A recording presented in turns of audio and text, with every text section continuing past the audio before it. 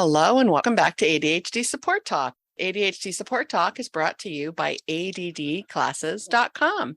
Visit www.addclasses.com for helpful online resources and events today.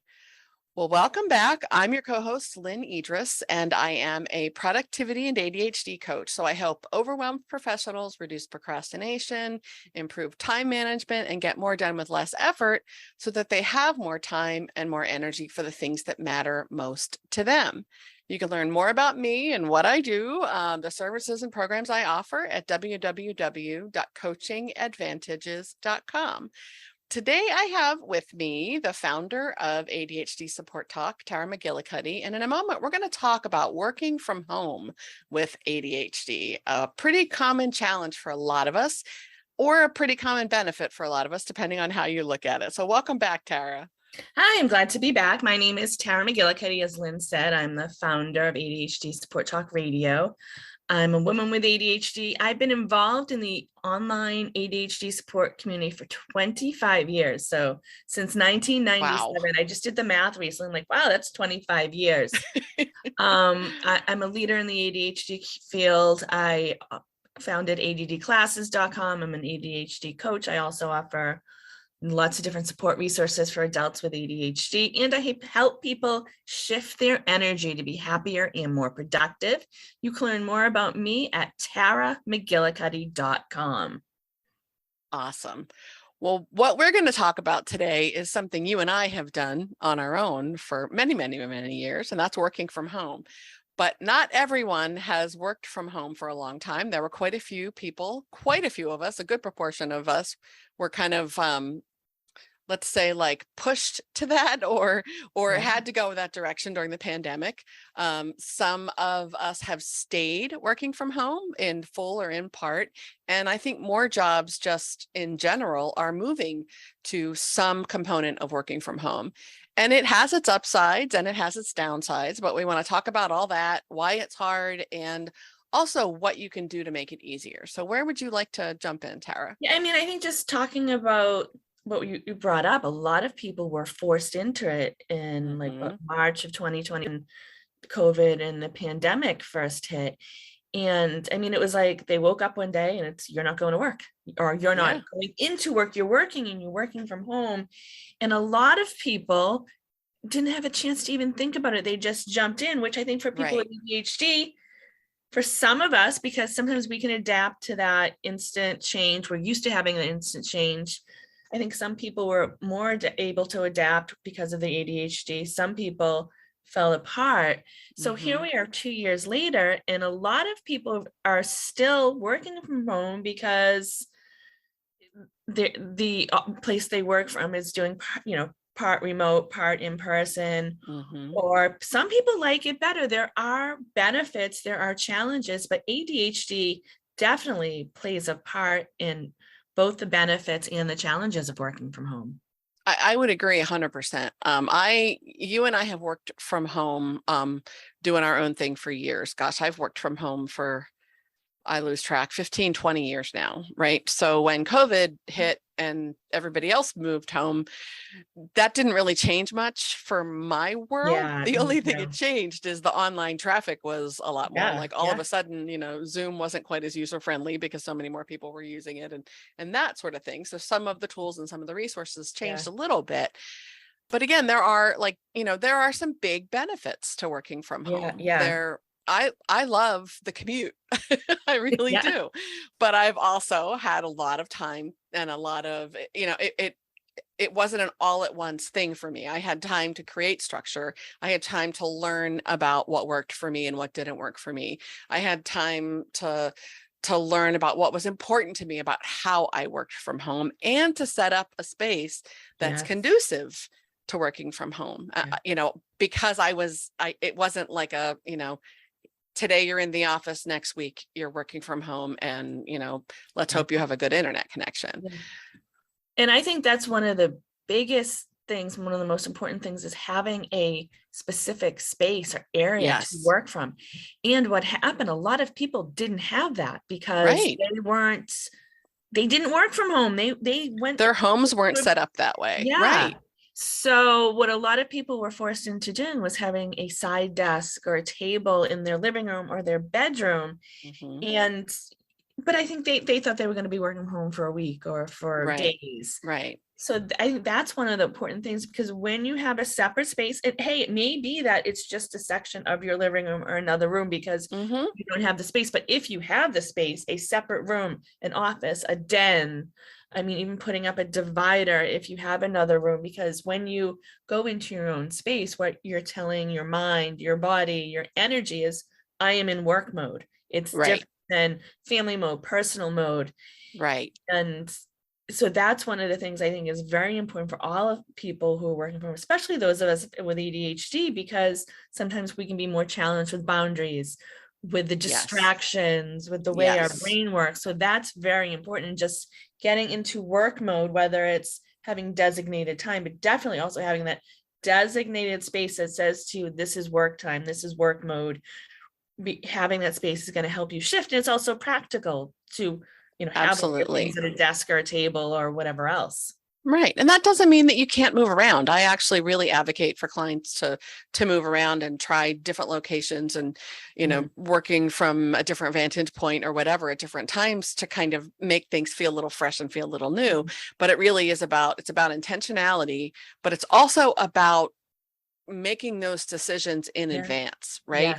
So that you have that structure, whether it's, and we'll talk a little bit more about this, but whether it's, these are my work hours, these are my off hours, whether it's, this is where I work and this is where I do personal stuff, even just turning, your desk a little bit or changing the place at your dining room table where you work compared to where you do personal things can be enough of a signal to your brain to get used to shifting into work mode. But those transitions are really important, right? And that's one of the things that a lot of us lost who were working somewhere in an office. We have, even if you have a very short commute, there's something about the commute from one location to another that is a really good transition. It signals to your body, we're getting ready to be into work mode. We're getting ready to be in productive mode, or we're getting ready to put, that sort of, you're working sort of, I'm using my quotey fingers, your working hat on. That's a lot different than just, sitting down on the couch and in the same spot where you watch movies, to try to get some work done, and not that there's anything wrong with that occasionally, but it's going to be really challenging for a lot of us with ADHD if we don't have those intentional transitions and those kind of intentional structures in our day and in our physical spaces.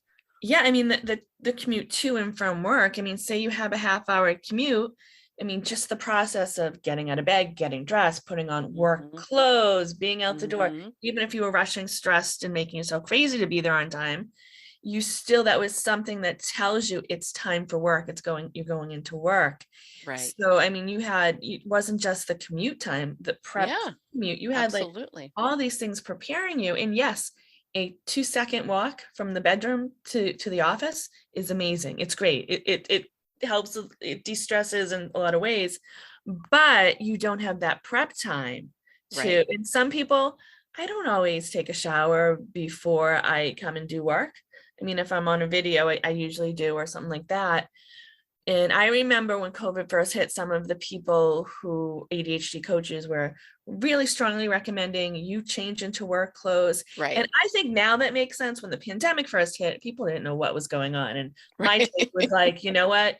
If you can get up and function and go and be at work, who cares if you're in your pajamas? We're in a pandemic. Things are crazy. No one knows. It was just, but now, since things are slowing down, I think that's also very important that, and I don't have to necessarily tell you to have to take a shower every day before work, but have work clothes or work. That's part of the whole process is, in addition to having a specific place, whether it's a desk, a tray table or something that's specific for work, also have that being work mode. And a lot of it could be taking a shower, changing out of your pajamas, having work clothes, and you don't have to have work pants or slacks on now, but a top that's presentable and stuff like that. Yeah, being in that work mode, I think for a lot of us is really important.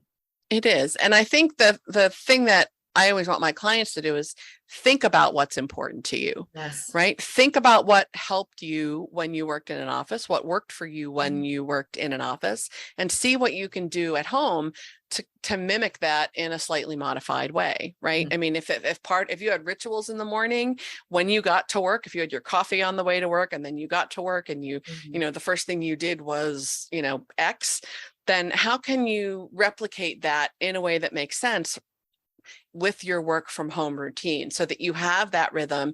You're not deciding every day like it's a brand new day and I've never done this before. Right? So figuring out what works for you. I mean, there are plenty of days where I plan to work in the afternoon and I work all day quite effectively in my workout clothes until I exercise, but that works for me. And I know that works for me because I've done this for so long. That doesn't work for everybody. There are a lot of people that really find it helpful to put, you know, work clothes on, so to speak. It doesn't, you know, I've kind of got the other parts of my structure and my boundaries and my rhythm down. That doesn't really do that much for me, but that's okay. It really is about you finding what helps you. Yeah. Well, I know myself, it depends on the day. It depends on what I'm working on, but sometimes I'll be like, why don't I have any energy? Why aren't I being productive? Or what could help me have more energy, feel more productive? And it's like, oh, I'm going to take a shower and change into different clothes. So just active, and it could have just been getting in the shower woke me up type of thing. Yeah. But a lot of it is, it's also like a reboot, right? Like a fresh start. Yeah. So that's something to look at. If, you know, you're not motivated, if you're procrastinating or you're unfocused, you know, is it as simple as taking a shower, changing your clothes?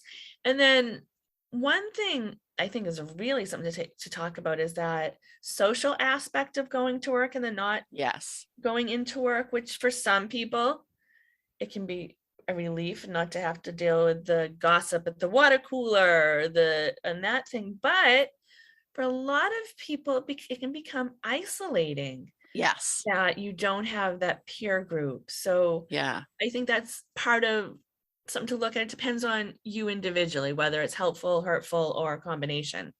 Absolutely. Absolutely. So if there are things you miss about working in an office, how can you replicate that when you're working from home? If there are things that feel like they're missing for you, then how can you replicate that in a way, you know, when you're working from home? And that kind of makes me think of and this is, you know, it is what it is, but I hate to use this. It is this, but I hate to use this word because I think we use this word so much and it has like a really heavy undertone. But, you know, setting boundaries and structure for yourself during your workday. One of the things I've heard a lot of from my clients over the last couple of years of, you know, transitioning into working from home is that people feel like they work all the time now. So they haven't created that structure for themselves. They haven't created those boundaries for themselves between, you know, work and quote off time. That off time is really important to your functioning. It's really important to recharge and refresh and be able to walk away from work for extended periods of time. It's really important. It's important to rejuvenate. It's important to have like mental space, right?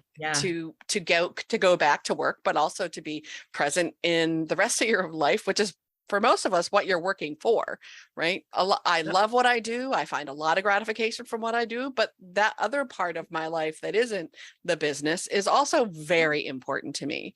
So if I'm not taking actual time off where I am unplugged for at least 24 hours in my off time, you know, my goal is to come close to 48 hours every weekend without any work. Doesn't always happen. Sometimes stuff comes up or I think of something or I have an idea or whatever, and I want to capture it. Or I'm going through like a crunch week or whatever, but I really think that that's something that a lot of us have missed. So deciding in advance when you're going to be working and when you're not going to be working, so you can let go, and then having some rituals for kind of, I always call it like shutdown rituals, shutting down shop, so to speak, so that, you know, you're making that transition from your work brain, you know, to your personal life, and you can try to be more present in your personal life. I think when people worked outside of the home, you still had that workaholic type of personality, hyper focus, but most people didn't have beds in their workplace. Like, yeah, like they probably staring you in the face, right? Yeah, and like, we've worked with people over the years who were workaholics and spent way too much time in the office, but eventually they left because they kind of had to. Like, it might have been, the person was coming in vacuuming the carpets, and that signal, oh, it's time to get out, or it's dark, it's time to get out.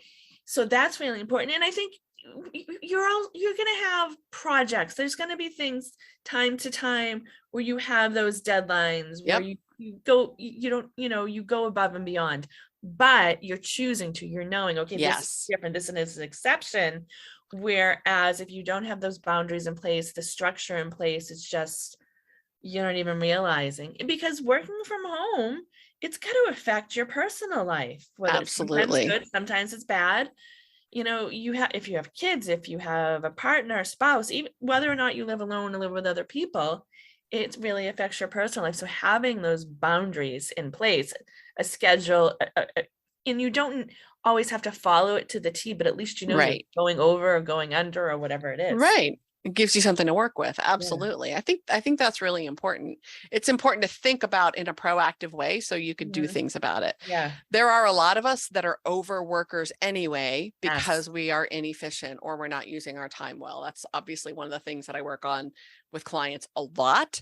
But the overworking that has happened since so many people have transitioned to working from home feels more like, I always say, sliding into overworking rather than intentionally choosing to overwork.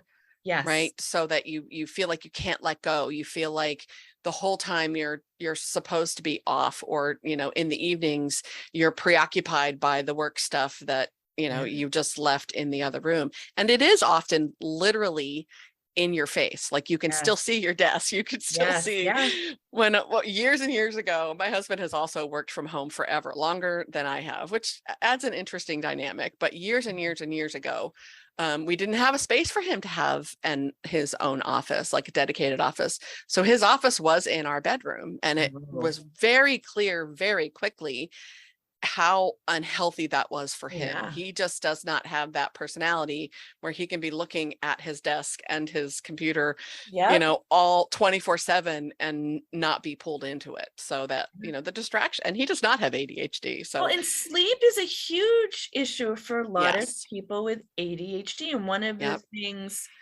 sleep experts, general sleep experts, and those who understand ADHD, is to say, basically, you do two things in the bedroom: you sleep and maybe have sex. Right. So adding anything else, work space in the bedroom, that's going to affect your sleep. And if you're not getting enough sleep for the right type of sleep, that's going to impact your work performance. So that's one thing to really look at, if at all possible. I know there's situations where you're for whatever reason, no other options, right?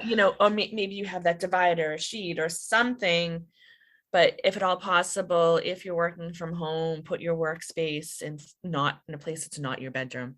If you can, and if you can't, finding a way to kind of not hide isn't quite the right word, but have some kind of tangible divider, some kind of tangible separation, so that it isn't kind of calling your name all the time, every single time you see it, is really important. And it could be hiding it. I mean, it could, for some, it could be as simple as putting a sheet over your work area. Absolutely. Nothing wrong with that. If it's a problem, absolutely. Absolutely. And speaking of dividers and separation, I think a lot of us who work from home, who have other people in the home at the same time, has been quite challenging. Right. So that's where also having some sort of a schedule where you're not just kind of floating back and forth between work and between, kind of doing that slide between work and between personal, communicating with the other people in your home about when you will be available, when you aren't going to be available, so that you're not just trying to create those boundaries for yourself, but also for other people. Then that communication piece gets really important. And during COVID, a lot of those things we kind of let slide because everyone was home. People were working from home and homeschooling. So you had everyone on Zoom at the same time. So your 5-year-old might have been in the room yelling and screaming, whereas now we're back into, don't want to say normal because it's never going to be normal. Not that it ever was. Right. But it's really important to have those boundaries with the personal space, because I don't think people are going to let it slide anymore when your 8-year-old's coming in yelling and screaming and you're an important business call. I mean, stuff happens from time to time. If it's an emergency once in a while, people are going to be okay with that. But that's something to really pay attention to, is having those boundaries in place for the people that are at home, and maybe you work while everyone else is somewhere else, or you have a bulk office door. Yeah, it is. You can buy foam to soundproof rooms now too. I mean, yes, absolutely. Absolutely. It's not easy. I mean, I started my business when my kids were little, so learning how to help them learn when it was okay to interrupt me and when it wasn't okay to interrupt me that was quite a process. Learning when it was okay for them to knock versus when it was okay for them to just come in, versus, when my office was off limits. I had to do some pretty interesting things over the years, but there was also there were a lot of conversations. There was a lot of talking, a lot of communicating about what was okay and what's not okay. And that's one of the things that's so important about having that structure and having those boundaries for yourself, is you can say, mommy or daddy or, whatever, I'm going to be in my office with my door closed for an hour. I'm going to be on a call, or I'm going to be doing, or just trying to focus for that matter. And I will come check on you as soon as I'm done. And if you can start to get them used to you coming proactively and looking for them when you say you will, I mean, it's still not easy in the beginning, but it does get easier over time. None of this is easy when you have other people in your space, but you really can set the tone yourself.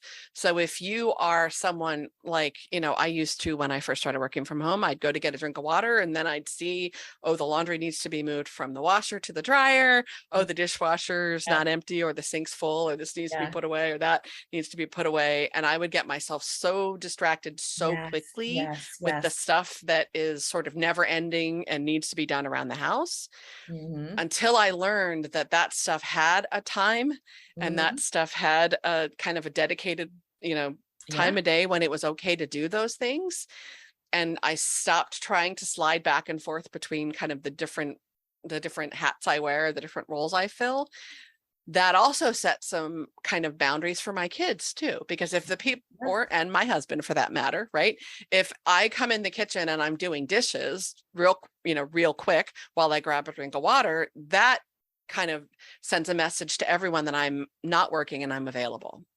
Right? If I run down and grab a drink of water and head back to my office, that's a very different kind of a way to be in the presence of the people that are in your home as well. So work time is work time, break time is break time, which also reminds me of something that is, I have to literally schedule and put alarms on my phone and my calendar, is the importance of taking breaks. Right? Yes. I wasn't great at taking breaks when I worked in an office. I wasn't great at remembering to eat lunch, but it was a lot easier when I saw kind of everyone coming and going around lunchtime.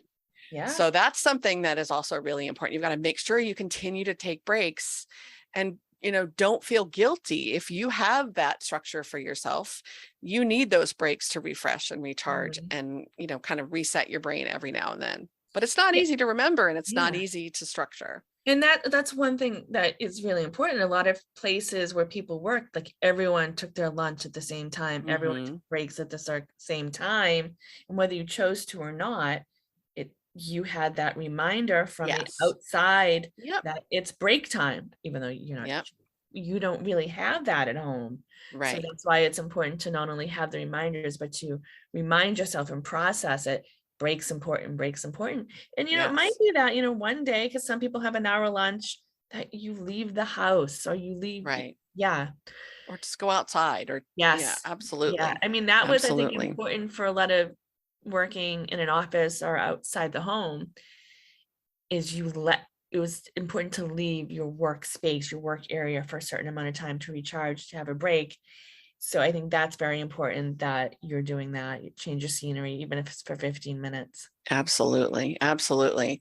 And when we were talking about interruptions and we were talking about, communicating with the people in your space and also having that structure for yourself, it also like made me think of the all the different kinds of interruptions that you can encounter when you work anywhere, especially when you have ADHD, but at home, making sure that you do what you need to do to minimize the interruptions internally and externally, right? So having those conversations with the people around you, having your structured work time and off time, and making sure that everyone is aware of what those things are. But when you have work to do, making sure that you turn off the notifications on your devices. You close browser windows that you're not using if you're likely to get yourself sucked into, whatever.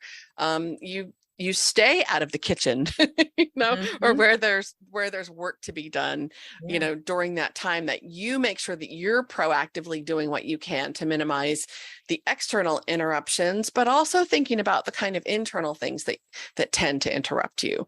If you are going to be doing focused work for a little while, making sure you get a drink in advance, making sure, that you're prepared before you sit down to not be interrupting yourself with other things, right? Making sure you have your task management system or a capture device nearby. So whatever pops into your mind, some of those internal interruptions are things you need to remember, that you suddenly remember that you need or want to do, or ideas that pop up, that you have a place to capture those things and you're not instantly set kind of off course or set off track by the things that pop up internally as well. Yeah, I mean, minimizing or eliminating the distractions is huge. It's huge all the time for us. But I think it's something that, we need to be proactive about no matter where we work, but especially when we work from home. I think that making sure that we do what we can to minimize that is really important. And that might be part of your transition into work mode is, okay, before it might have been getting into your car. Now it's looking at your workspace, questioning, what can I remove? What may get in the way? What may distract me? Or what can help me be more focused? What can help me, stay on track? I mean, that's something I think part of doing on a regular basis, whether it's when you start your day, maybe throughout the day. Absolutely. Absolutely. I think these are all important things to think about, and important things to make sure that you're doing and taking care of in advance proactively to set yourself up for being successful when you're working from home. And it's Any last thoughts? Go ahead. I think it's something you can look at anytime, because a lot of people were forced into working from home and weren't able to process and question, but you can evaluate it, reevaluate, and make changes at any time, even if, Absolutely. it's 2.5 years in and you're still working from home. So that's something you can look at and evaluate anytime. Absolutely. Absolutely. Really, really, really good point. So go ahead, Tara, and give out your contact information, any last thoughts you might have, where people can learn more about what it is that you do. Yeah, I'm Tara McGillicuddy. You can go to taramcgillicuddy.com, and I offer ADHD related resources to help people shift their energy also. But I think the big thing, like I was saying just towards the end of this, is you can reevaluate and look at your work from home environment, work from home space, whether it's working, how it's working for you at any time, and you can make Absolutely. Absolutely. Not only can you, but you should. Yes. Try to step back and take a look at what's working and what's not working. And I think that's important for us at, so in so many different areas of our lives, and really is something that we need to do at any time. Well, I hope you guys found this helpful. Please join us in the ADHD Support Talk Facebook group, or leave us comments, any thoughts you have, any ideas you have, questions you have. Share with us what your most vexing challenges are with working from home, and even what's worked for you can be something that could be really helpful for someone else. But thank you again. As always, we appreciate your time. We appreciate your attention, and we'll catch you next time on ADHD Support Talk. Take care.